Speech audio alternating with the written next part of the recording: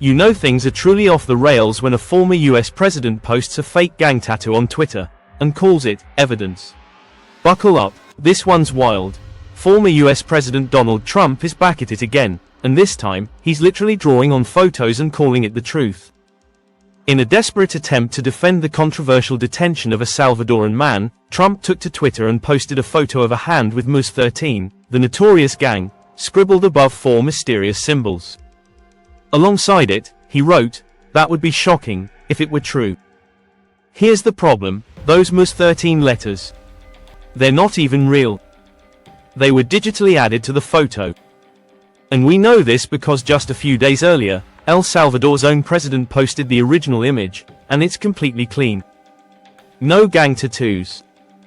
No gang signs. Nothing.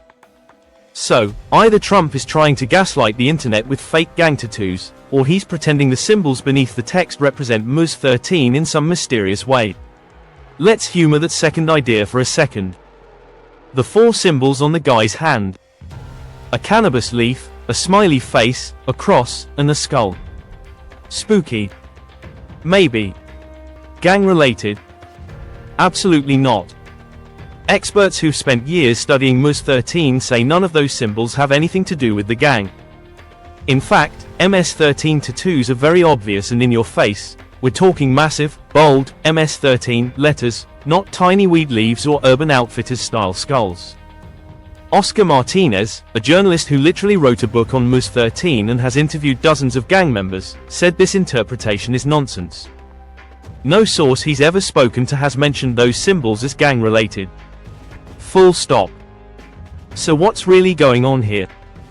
Well, Trump lost a 9-0 Supreme Court ruling ordering the release of this man, but instead of accepting the decision, he's trying to rewrite the narrative.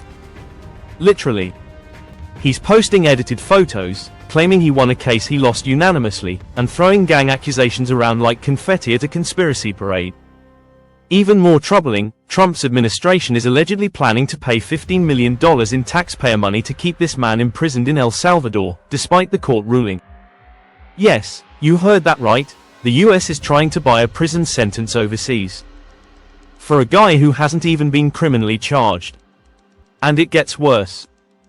US Senator Chris Van Hollen, who actually traveled to El Salvador to look into this case, said the Trump team is blatantly defying international law and trying to block communication between lawyers and detainees. That's not just shady, that's dictatorship behavior. And here's the scary part. If Trump can get away with this, it sets a terrifying precedent. Because if due process can be tossed out the window for one person, it can be tossed out for anyone. It's a slippery slope into authoritarianism, and Trump's already skiing downhill with no brakes.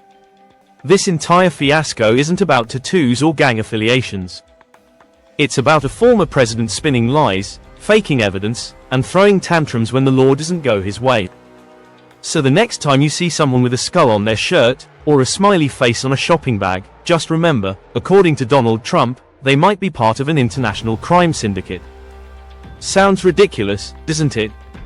That's because it is. If you found this as outrageous as we did, hit that subscribe button and let us know in the comments, is Trump just desperate, or is this something more dangerous? And if you want to keep hearing real stories that cut through the noise, make sure you turn on notifications and support independent media. Thanks for watching, and stay sharp out there.